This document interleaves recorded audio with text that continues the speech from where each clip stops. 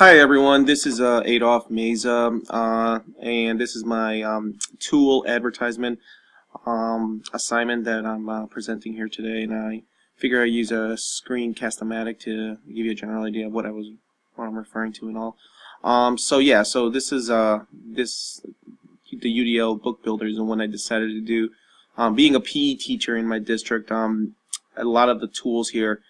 It could apply to some of the things that we do, but I thought of this one for our health classes when it comes to topics about students with that might have hygiene issues, or either just issues regarding bullying, or really whatever in health. And I figure that this tool here could help in a lot of ways. So as you can see, I did choose here the CAST UDL book builder.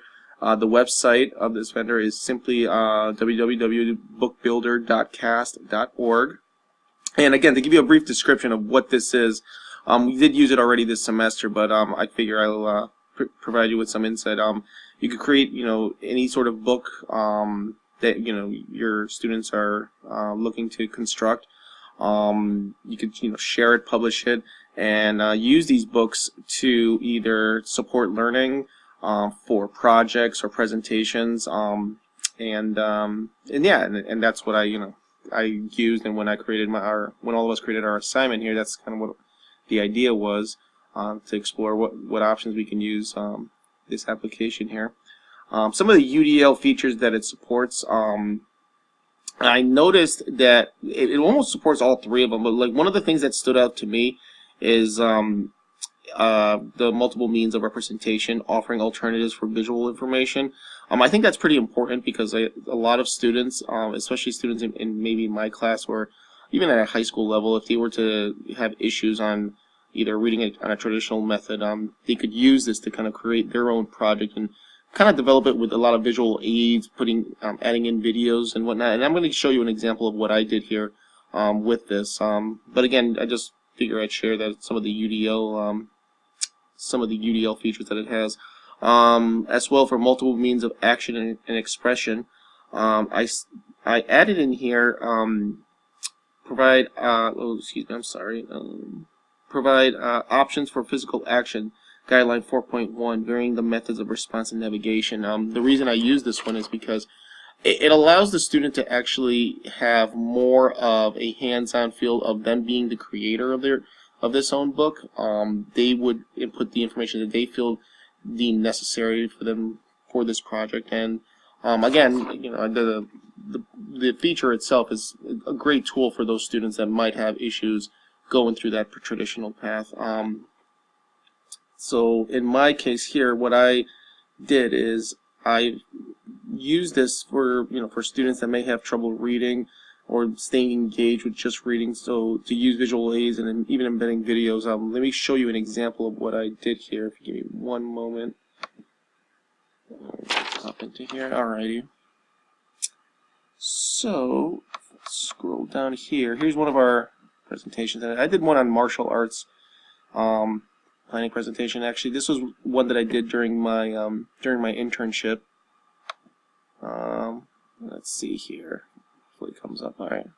So as you can see, I'm put a nice title page here. A couple of cool visual aids to support it. And again, this was just an example. I used my Prezi presentation and added in a lot of some of the things that I wrote out on that page.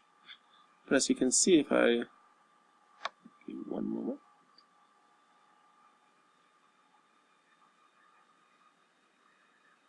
Might not be working. Just give me one more moment.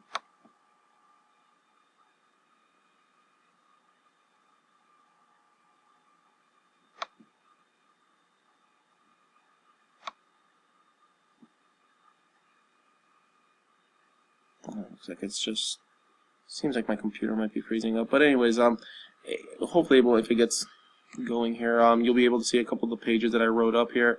And again, the purpose of why I chose this is because it'll allow students to have a creative outset. Oh, here we go.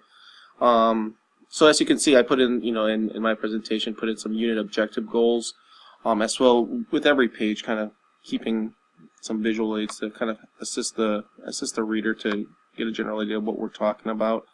And yeah, so as you can see, it's again, what I entered in here was more of a unit plan on martial arts. So again, I definitely think that this would be a great tool when it comes to students that are learning for alternative ways to support their learning. So yeah, so again, this is my little presentation here on using the UDL book builder. And if you have any questions, again, feel free to send me an email simply at Adolph, ADOLPH .meza, MEZA @gmail.com, and I'll definitely be able to answer any of your questions on my experiences using the book builder here. Have a great day. Thanks.